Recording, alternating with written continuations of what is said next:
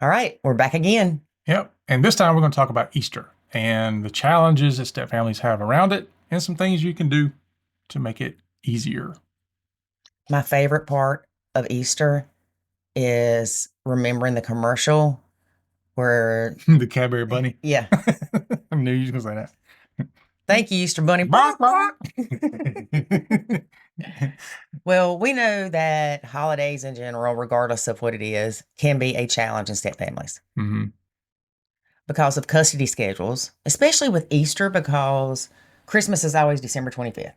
Yeah. Halloween's always October 31st. Hmm. July 4th, July 4th. In the Easter States. changes, I huh? said in the States. In the States, in the States. But Easter changes. Uh-huh.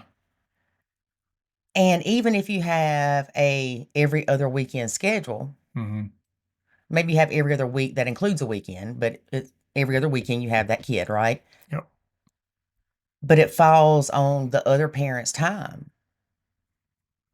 Hopefully, in your court paper, somewhere it addresses Easter, if you have a court paper. Hmm.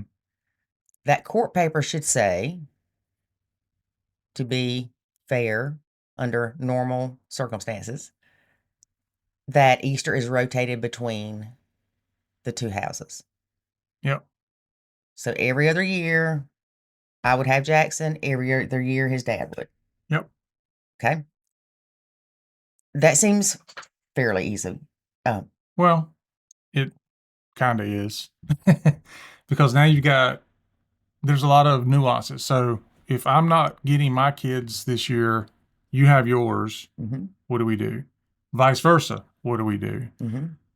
Do you celebrate Easter another day with your kids? Yeah. Or even crazier, what if you have like half days? Like Right. We had that at Christmas. yeah, like okay, you get them up until noon, and then I'll get them from noon to 6 Yep. or something like that. So one of the things you have to do is figure out what's going to work for you. Right. And sometimes that means Easter is not celebrated on Easter. Hmm. It might mean that you do Easter the day before, or the Right. day after, or the week after, Hmm. or you might have to do it early in the morning or late in the evening. Right. It, Heck, we're doing Easter at your mom's the week after, mm, just because we couldn't get everybody together the other weekend. yeah, and that has nothing to do with blended families. It's No, just, somebody's gonna be out of town. yeah. Yeah. And so it does. It just complicates things.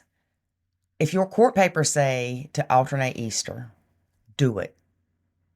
The reason I say that is because there has been a situation that I have witnessed very closely where one parent said, I don't care anything about Easter. You can always have Easter.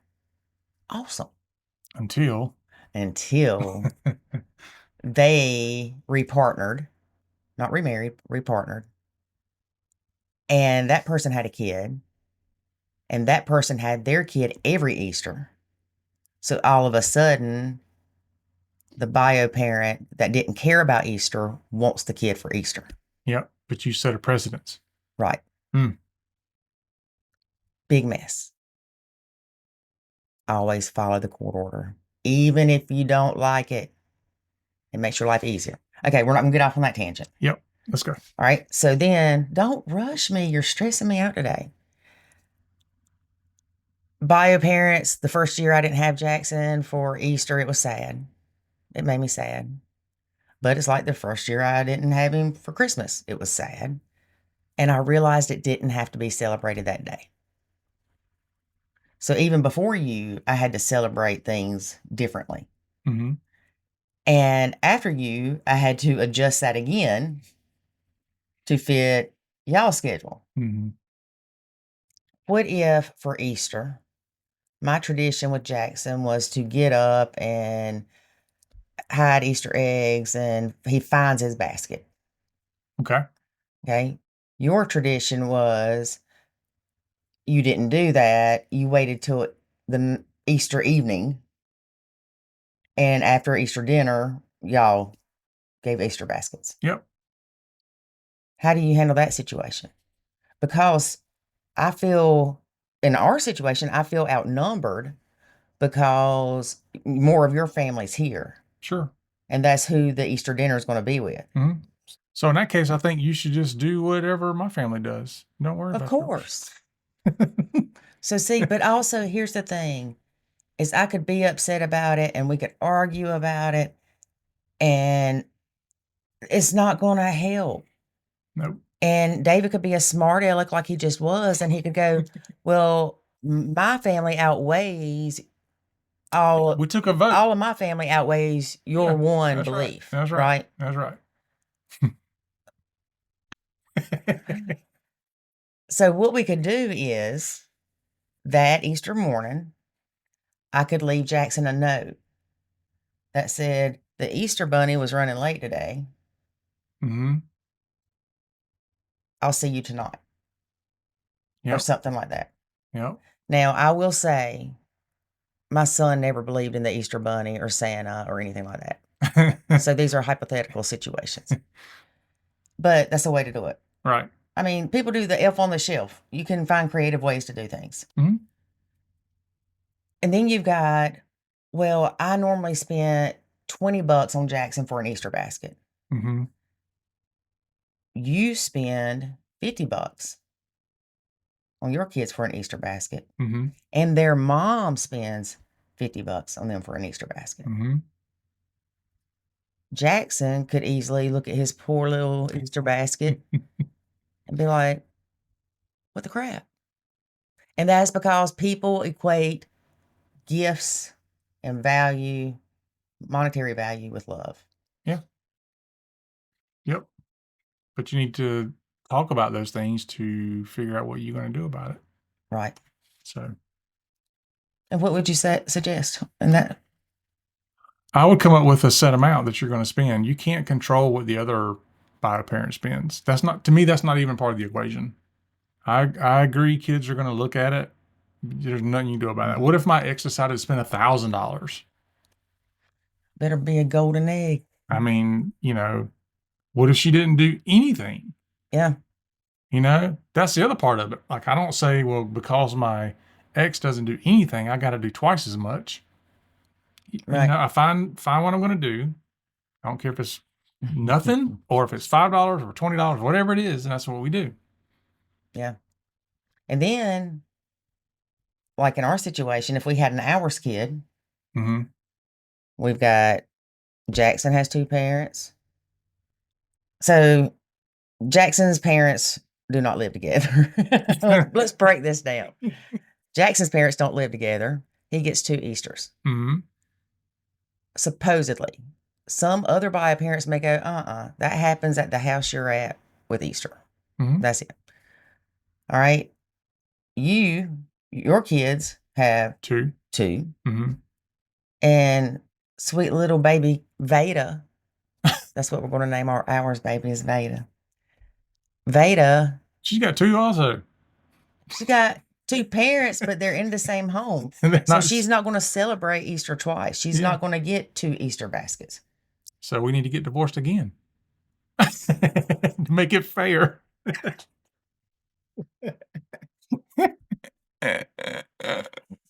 All right. That's all I got to say. No, what you do, and I think that's probably one of the quickest lessons that stepkids will learn. Mm-hmm. Life is not fair. Yeah. And they need to learn, why are you laughing? Because I'm funny. They need to learn that life isn't fair. And yes, stepkid gets to go on two vacations. Stepkid gets two Easter baskets. Stepkids, whatever. But that kid gets both their parents in the same home. Now, I know they do not look at that as a plus, but it's a Yeah. good way to teach them that things aren't always fair. Mm-hmm. Right? Yeah. All right. So, what can we do to make things smoother? Skip Easter.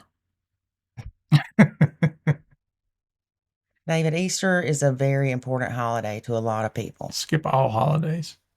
Out of all the holidays, I don't feel like that Easter is the Hallmark holiday. Now, it is commercialized with the Easter bunny and the candy and whatever. Mm-hmm. But I think that's one that you shouldn't just dismiss, David. Yeah, David. Next. I'm struggling today. But it is important to talk to your partner about these things prior to them happening. Yeah, not the night before. That's not prior. Hmm.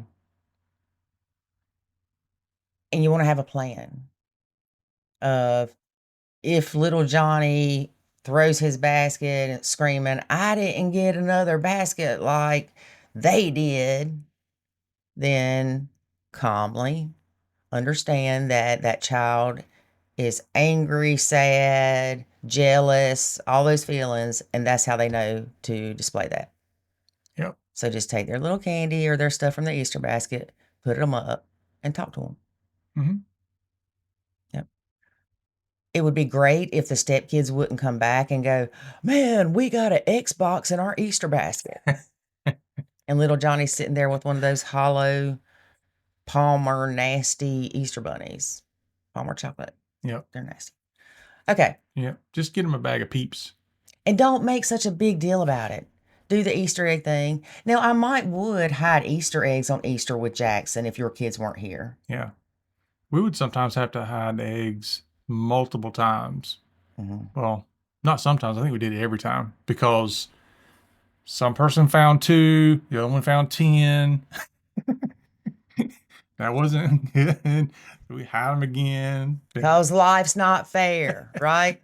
Don't start the fairness because it's never going to be fair. Yeah. So we had to do that. It's about there are certain things you can try to make fair. So like one of the things we would do sometimes is we would have like a prize egg and we would kind of make sure everybody found a prize egg because there was five kids and there was five prize eggs. But that's still just as crappy as giving a participation trophy. Yeah, but they had to find it. But Yeah. we made sure they found it, if you know what I mean. Yeah. But yeah, nobody ever found the same number of eggs, and it was whatever. But we tried to have fun around other things, not just finding the eggs, but what you do after you find the eggs, because hopefully you find them all. And don't hide them in the house. We found that out too. Yeah. Well, I know when I was little, that's what we would do. We would hide the eggs. I don't ever remember it being a life-changing event if I didn't have as many eggs as somebody else. I just, the next time, tried harder. Hmm. So, yeah, I'm just saying, not everybody deserves a participation prize. And I did that at Christmas. And I did that at Christmas. I tried to make sure everybody got something. Hmm. I shouldn't have done that. That's another story. Anyway, so do what you need to do to feel comfortable as far as not feeling like anybody's left out. Now, if you, as a step parent, do not have a good relationship with your stepkid at all,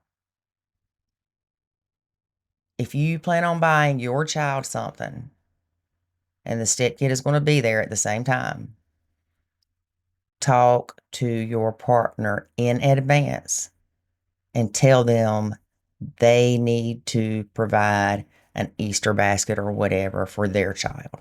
Hmm. If they choose not to, that's on them. However, Hmm.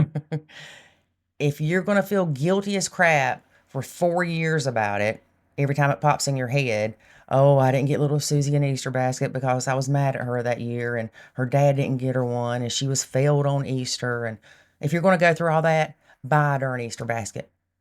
Just try to make it fair. Try to make it fair.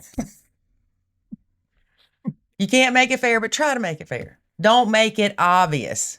Don't get little Susie, the little drive car with the Minnie Mouse for Easter, and then get the other kid a push car with her hand. That's what we're Don't be saying. the evil Yeah. stepmom. Yeah. All right. So, what else, David? Hmm. I've got one. All right. Create new traditions. Yeah, that's the easiest. Yep. As your step family. And sometimes it can be a mix of the two. Hmm. Sometimes it can be just completely made up. Yeah.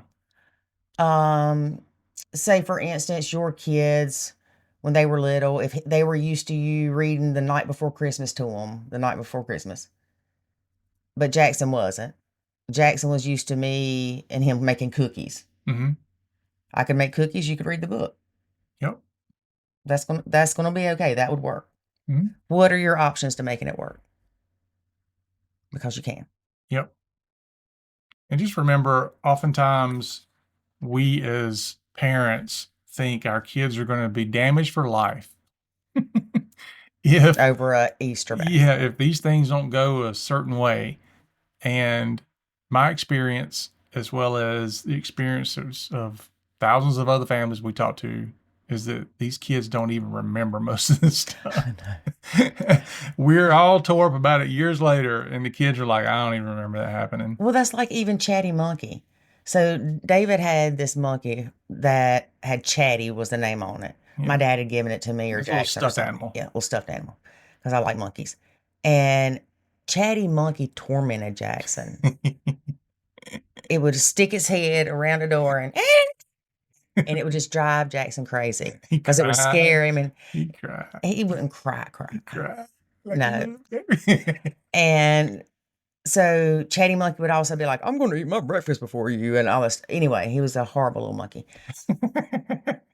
And well, you know what? Now that I'm saying that, no wonder Jackson don't remember him. He was traumatized. He's traumatized by Chatty Monkey. And it's your fault. Maybe so. And I think you beat him up with Chatty Monkey. I probably did. That's probably why my son does not remember Chatty Monkey. So anyway, I didn't Well, realize he was traumatized over that. But I was going to say there are times that I bring up things to Jackson and he's like, I don't even remember that. And I'm thinking, how could you forget? yeah. Well, it's like one of the ones we talk about often is the Well, Chatty birthday Monkey was funny the too. birthday cake. So there was the birthday cake incident, birthday gate. Birthday gate. Talk about Um, birthday gate. basically, it boiled down to I'm a bad mama. Jackson had two different birthday cakes. Two different Spider-Man cakes. One was the Yeah, one was the black Spider-Man and one was the regular right. Spider-Man. And anyway, one of his friends basically said, cut that one first. And so we did. And Jackson was all upset because he didn't get to pick which Spider-Man cake got cut first. Well, what really happened was that child Levi was standing there and the window was open. Jackson was on the back porch with the other kids. It was crazy. It was crazy. We had a house full of kids. Even other people's kids were here. Mm-hmm. And I went to cut the cake and I was like, which one do you think we should cut? And he told me. And Jackson didn't say anything, but later, and until this day, I hear about I let Levi choose which birthday cake to cut. And he heard me, which means that I could have found him and asked him. And that has since turned into, with David's help, that not only did I let Levi choose which birthday cake to cut first, I also let him open Jackson's presents. That did not happen. But when Jackson's older, he's going to have heard that enough to where he's going to think that's what really happened. Yeah.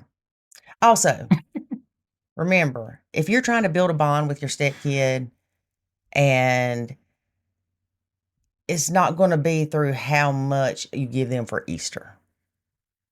An Easter basket isn't going to determine if you have a good or bad relationship with them, unless, here we go with that again, unless you're blatantly unfair. Yeah. So here's a pro tip. If you're in the position where you can do something good for your kids and have the step parent who may not yet have a great relationship with your kids, if you want to give them kind of a pat on the back, kudos, then one thing you can do is you go out, like for example, I'd go out and I'd buy the candy or the basket or the whatever, and then I would give You them did to, that? I'm saying hypothetically, Okay. and then I would give them to Lori, and I would say, for example, call the kids down or in the room and give them these baskets from us or from you or whatever the case might Mm-hmm. be. What you're doing though is you're just tying something that's a positive interaction for the kids to the step parent, And you're the mediator, kind of. right? Yeah. And so that's helpful, And also, you can tell me which candy bar whoever likes the best. right? And it's just find something small like that. Spend $10.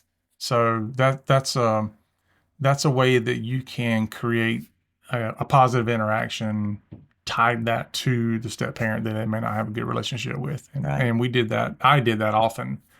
Not for Um, Easter. It no, was not more for, like, here's a candy bar from Dollar it General. was like every day I had to do that because Lori was, I remember hiding Easter eggs when we were little, and we'd go hide them, and we'd go find them, and my mom would say, "How many did y'all find?" And we're like, we count, and she'd say, "How many did you have to start with?" And we're like, "Mm." oh And like you said, you'd find them later.